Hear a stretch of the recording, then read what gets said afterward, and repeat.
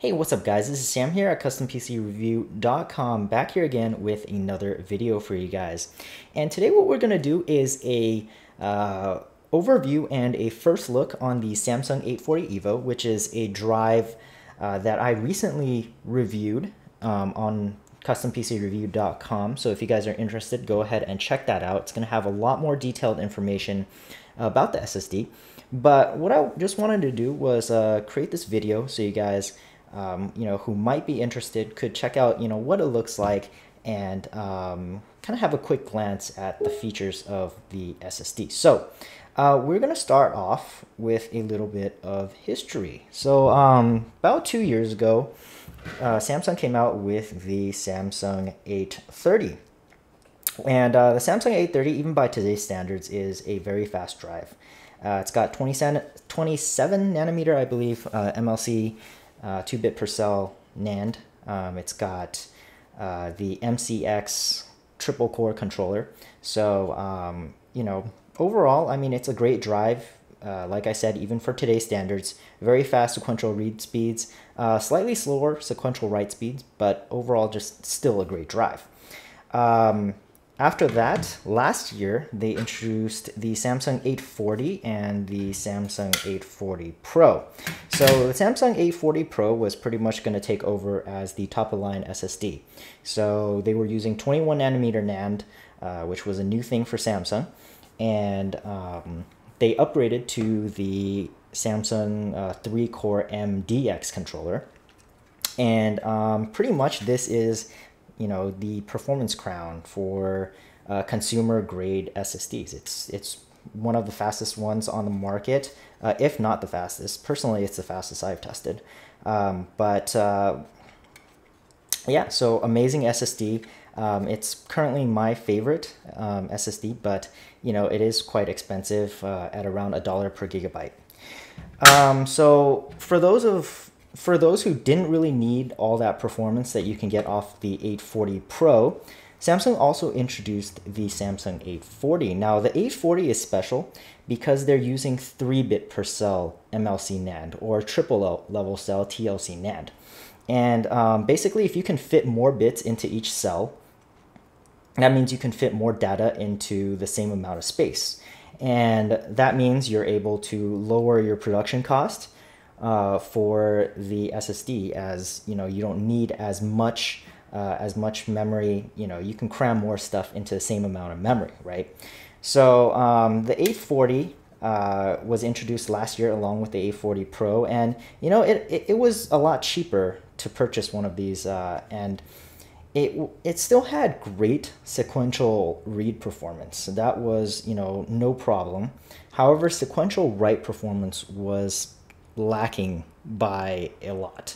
So I mean, in terms of the 250 gig, you were looking at about 250 megabyte a second sequential writes, when the 840 Pro was capable of like 520 megabyte per second sequential writes. So you're talking about a half the performance in terms of write speed.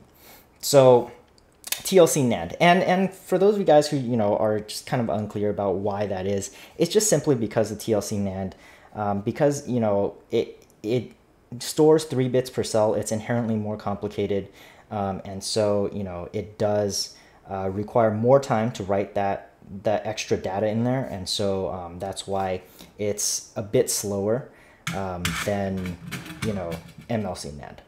So Samsung this year, actually just a couple weeks ago, introduced the Samsung 840 EVO. And the Samsung 840 EVO is pretty interesting. Now, the 840 EVO uses a 3-core ARM processor, which is similar to what they had on the 840 and the 840 Pro. However, with the 840 EVO, they've actually improved it by making it 33% faster.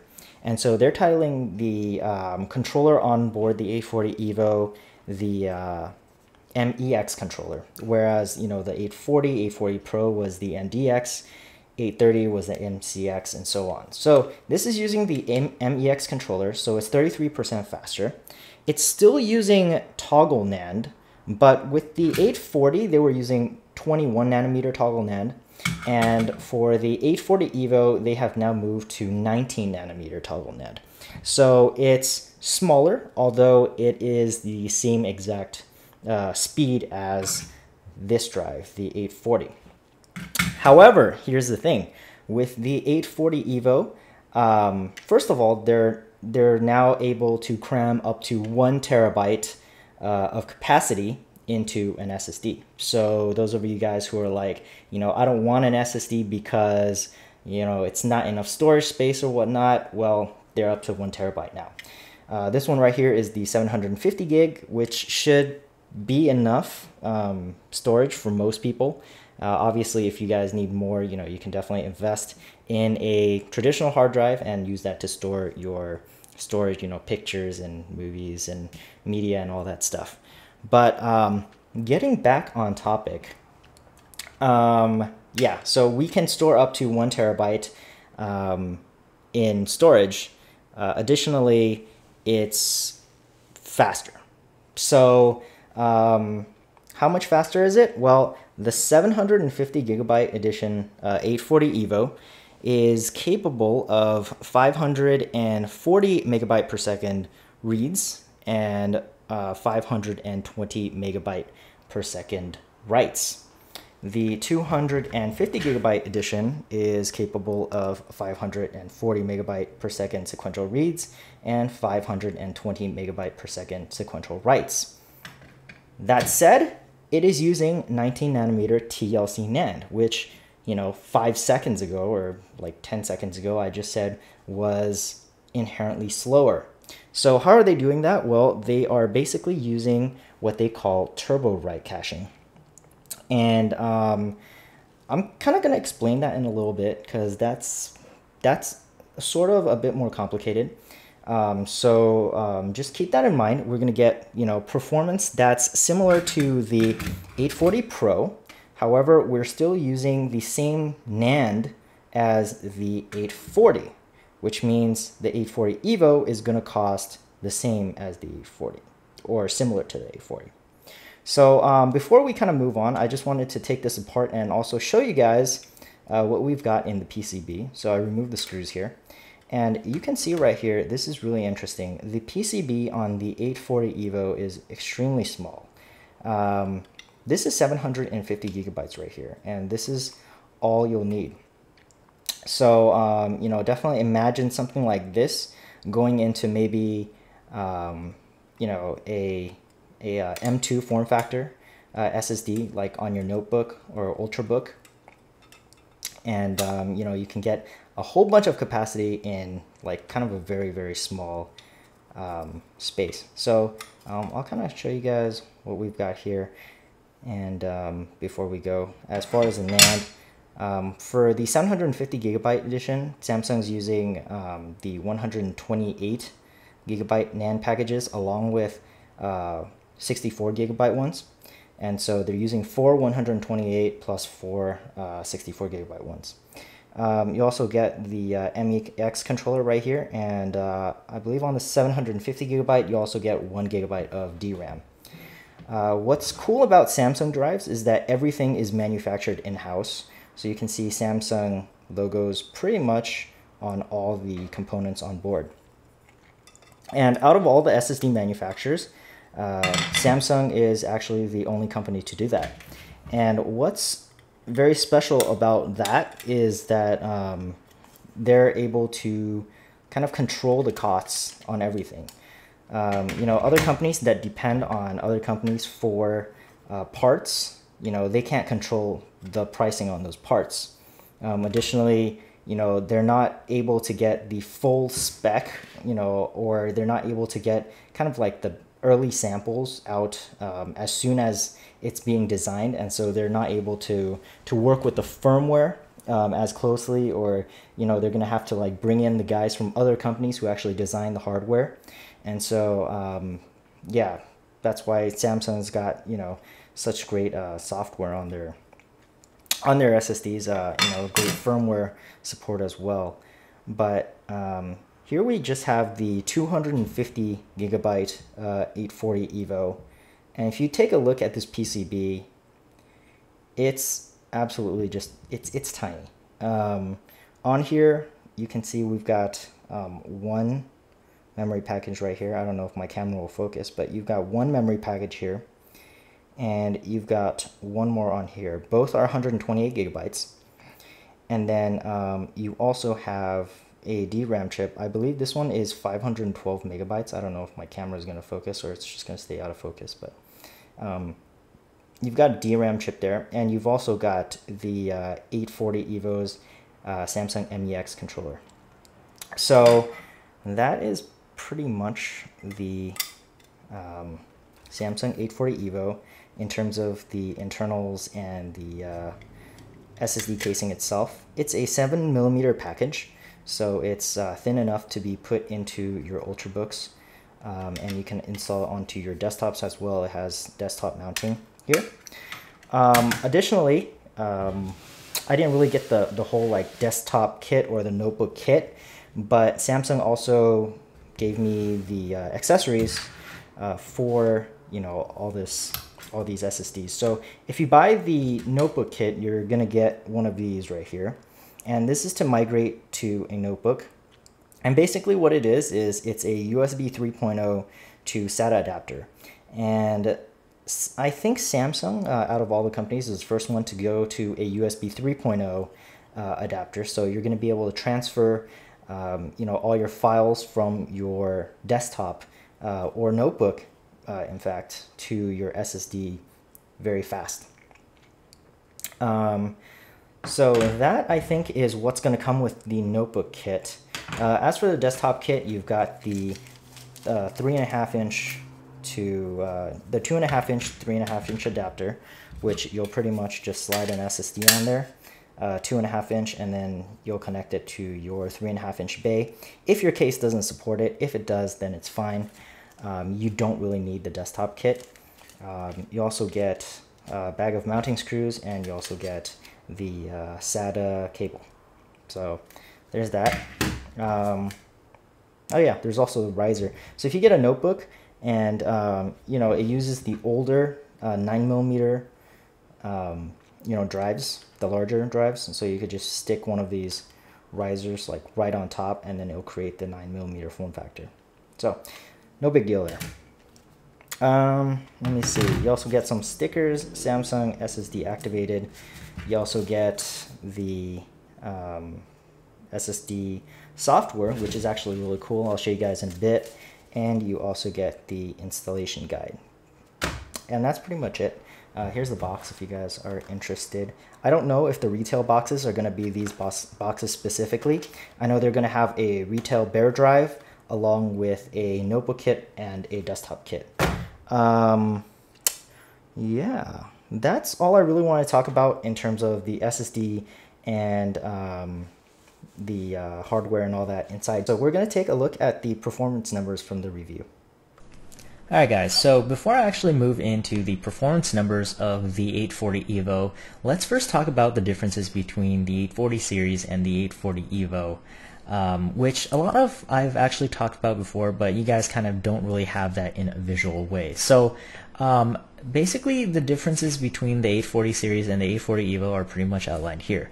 The 840 EVO is now using 19nm toggle 2.0 NAND, whereas the 840, the original 840, was using 21nm toggle 2.0 NAND. But as you can see right here, they perform the same at 400 megabits per second. There is no difference there. However, the 840 EVO, because it is using 19nm, they're able to kind of reduce the cost on the NAND. We also got the MEX controller on the 840 EVO, which is 33% faster than the MDX controller used on the 840 series. And the reason for that is just because they've got, you know, a faster core. Now it's running at 400 MHz over the 840 series, which was running a 300 MHz controller. So 840 EVO, you also got double the RAM, up to 1 GB of memory. Now, the 1 GB of memory is solely for the 750 gig and the 1 TB edition of the 840 EVO. The 512 GB, 250 GB editions are still going to be using 512 megabytes of DDR2 cache, and then the 120 gigabyte edition, I believe, is using 256 megabytes of LP DDR2 cache. So the 1 gigabyte is really, just for the larger capacities. Finally, we also got an upgraded firmware and latest generation advanced signal processing. And the advanced signal processing is really to help the 840 EVO's TLC NAND last longer. Because basically, as I said, TLC NAND inherently is slower, and inherently, because it's more complex, it's also more prone to failure. And so what advanced signal processing does is it kind of makes up for that, and the signal processing helps increase the longevity of the NAND. So let's move on. Let's talk about turbo write technology. So what's new about the 840 EVO is that it has turbo write technology, and basically what they've done is at least on the 1 terabyte edition. Now all of the 840 EVOs have turbo write technology, but here's the example on the 1 terabyte edition. The 1 terabyte edition has a 36 gigabyte high performance buffer. It's simulated SLC NAND. And by simulating the SLC NAND, what they do is they take that 36 gigabyte, it turns into 12 gigs of simulated SLC, and the TLC kind of like they're making it perform like the like SLC, which SLC is kind of just like an on and off kind of really basic version of NAND, and so because of its because it's so basic, it's extremely fast, it's a lot more durable, and what they're using is a caching solution. So everything that's written from the PC to the SSD goes into this high performance cache first. On the 1 terabyte, you can see we've got 12 gigs of cache. Obviously, if you have a smaller capacity SSD, it's going to be a smaller cache, but basically you're going to write to that cache first, then the cache is going to offload to the SSD's main slower storage when you're not doing anything with your PC. And this happens automatically. It's very, very fast. And as long as you don't, simultaneously kind of transfer more than the buffer, you're going to get the performance of the simulated SLC. And that's why Samsung is able to claim, 520 megabyte per second writes, despite the fact that they're still using TLC NAND for the 840 EVO. So that's kind of like a short little introduction on why the SSD performs faster. So in terms of performance, you can see here Crystal Disk Mark. I'll kind of zoom in for you guys. I don't know if it's going to be clear or not. Probably not. But basically, we've got top level performance here. We've got 518 megabyte per second writes, which is absolutely crazy. 492 megabyte per second reads, 493. About on the 750 gigabyte edition, and this is Crystal Disk Mark, by the way, and we can see that 4K writes, very fast as well, 46 megabyte per second reads, and 141.8 megabyte per second writes, which is just among the fastest I've seen in any SSD, and that's really because of the turbo write cache doing its work. Moving on, we've got PC Mark 7, and I've compared kind of all the latest and greatest, fastest SSDs on the market. So we've got the 840 Pro still kind of topping the charts here with the PC Mark 7, and the 840 Pro is still oriented as like the high-end Samsung 840 series SSD. So it's got the MLC NAND. And it's just blazing fast, and it completely saturates the SATA 3 6 gigabit per second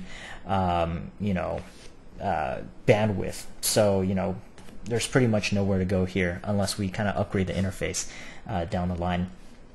However, you can see that the 840 EVO, both of them are actually coming in right behind the 840 Pro, which is just absolutely fantastic.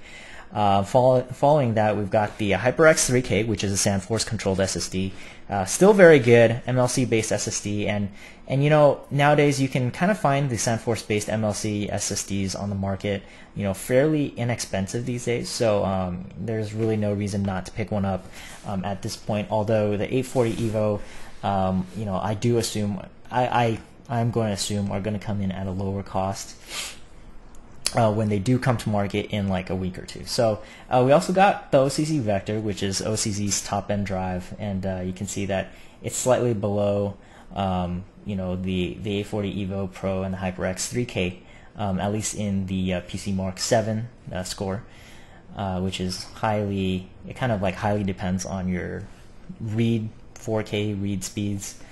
But yeah.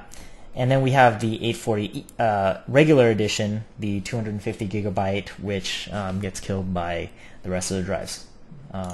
So that's PC Mark 7.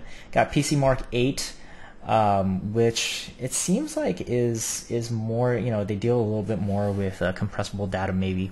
But once again, the 840 Pro comes out on top, followed by the 840 EVOs. Ocz Vector does slightly better here, so it's coming in at, you know, right behind the 840 EVO. And then we've got the 840, and then we've got the SandForce-driven HyperX 3K. So performance on the 840 EVO, as you can see, I mean, it topples pretty much the best, you know, SSDs out there. You know, comes in just slightly behind the 840 Pro, but really not by much. We can see here, this is 4K random reads, and I'm using Anvil storage utilities. Basically, I ran the 4K numbers, you know, using Q depth of 1, 4, 8, 16, 32, 64. Most client usage is going to be 1 through 4, you know, and then server is more going to be like 8, 16, 32, you know, and so on. But you can see right here that the 840 EVO, you know, pretty much coming out on top in terms of the 4K random read IOP numbers. So very, very good performance. And then we can see that OCZ is coming in here. They come out good, you know, once the IOPs are in the 32 plus range. And then the SandForce-driven Kingston drive doesn't fare too well in the 4K random read benchmark here. Again, now it's in the rights. We can see that the Kingston HyperX is still kind of down here, SandForce-driven drive. The Samsung 840, the regular one, because it, you know, it doesn't do so well in write performance. It's also a tad bit lower in terms of the 4K random write IOPS, and then we've got, you know, all the 840 Pro EVO along with this Ocz Vector up here. You know, as the fastest drives out there. So there's that chart right there. I also wanted to show you guys the turbo write cache, and so what kind of performance you're going to see. So this is the 250 gigabyte edition of the 840 EVO. You can see there's tons of stats here, but this is a 1 gigabyte test size. We can see that with a 1 gigabyte file, you're going to get, you know, stellar performance. Sequential writes at almost 500 megabytes per second, sequential reads at almost 500 megabytes per second. However, once you go to, say, a 32 gigabyte file size, the reads, they're not going to change, so we kind of just ignore that. But however, you can see that once we hit a 32 gigabyte file, we completely you know, completely store like data to the fullest into the turbo write cache. You can see that performance did dip down to about 265 megabytes per second, which is still all right. It's still pretty fast, you know, compared to a hard drive, but 265 megabytes a second, definitely not anywhere near the 500 megabytes per second mark. Moving on to the 750 gigabyte edition, you're going to see performance once again. Here's 474, 492, so 500 megabyte per second sequential read write on a test size of 1 gigabyte. However, moving on to a 32 gigabyte, it drops down here on the sequential writes to 401 because basically the 750 gigabyte is using more NAND chips. You're going to get more you know, data traveling into the SSD controller. You know, you're going to be utilizing more channels. They're able to hit this 401 megabyte per second mark, which, to be honest, isn't bad. It's kind of bad. You know, it's a lot better than the 265 megabyte per second number.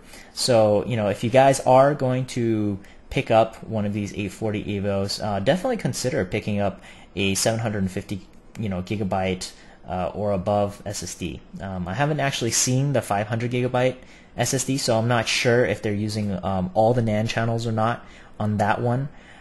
but with the 750 gigabyte and with the 1 terabyte, I know they are. So, you know, even if you're loading it up with like tons of data, your performance really isn't going to be much lower than, say, you know, if you had a completely empty turbo write cache.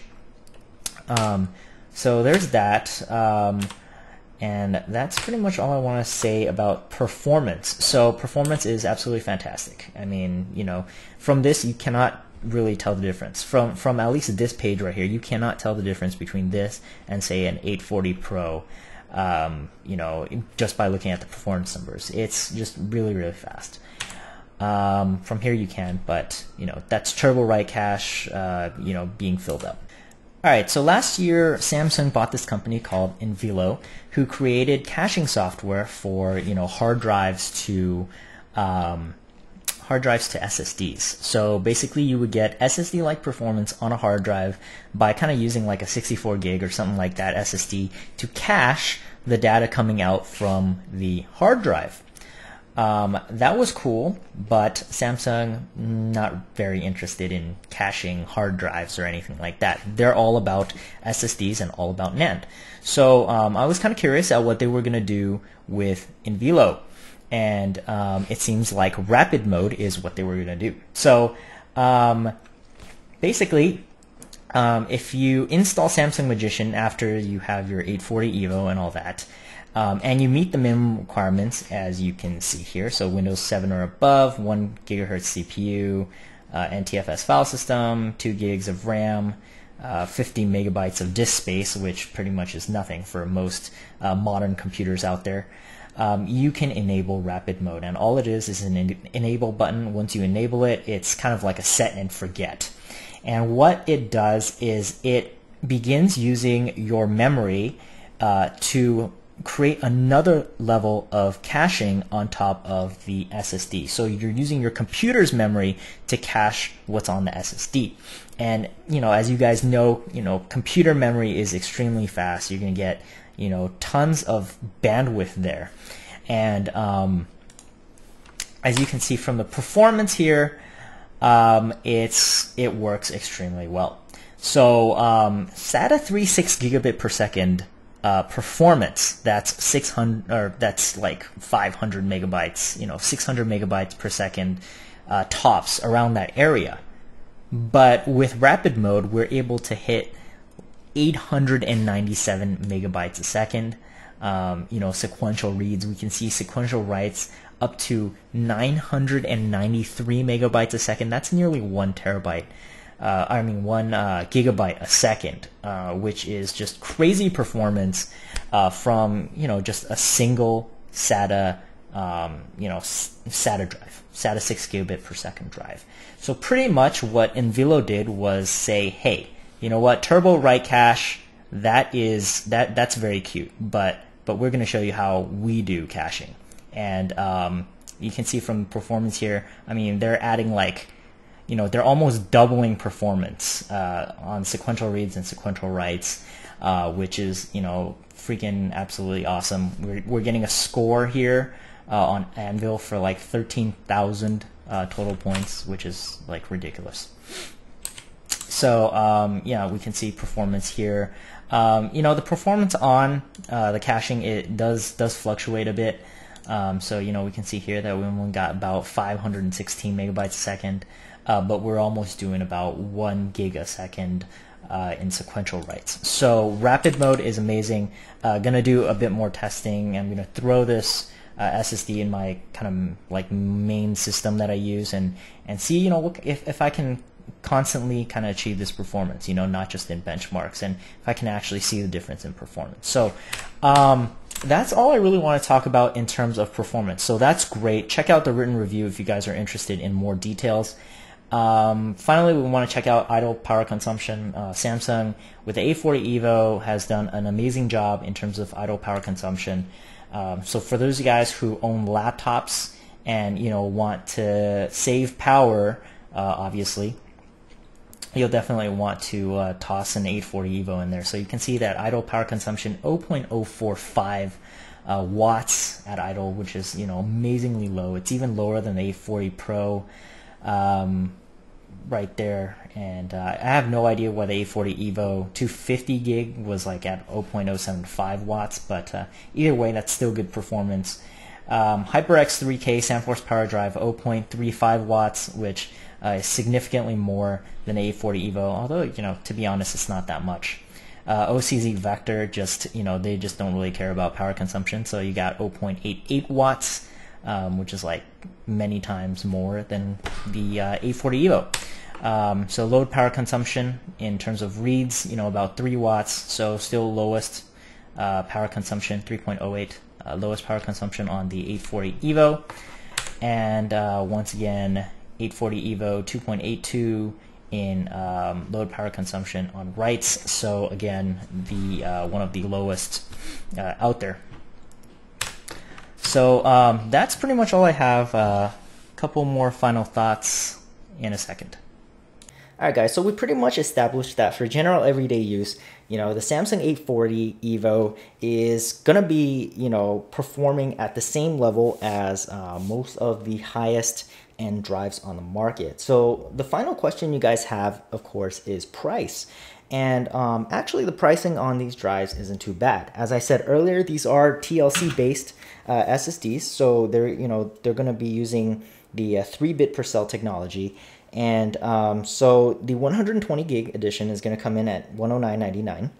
The 250 gig edition comes in at $189.99. 500 gig at $369.99. 750 gig at $529.99, and 1 terabyte at $649.99. Obviously, when, you know, these drives do hit Amazon, I've noticed that they generally go down in price, you know, as they become more readily available. So, you know, I definitely, you know, expect to see these drives, you know, at like the under 60 cent per gig mark, you know, in like 5-6 months. But other than that, yeah, that's all I really have for the video. Definitely check out the written review if you guys are really interested in this SSD. Should be available in like 2 weeks or so. So yeah, that's all I really got for you guys. If you guys like this video and you guys want to see more like it, definitely subscribe to the channel. Don't forget to follow us on Facebook at facebook.com/custompcreview. Don't forget to follow us on Twitter at twitter.com/custompcreview. And I'll catch you guys in the next video.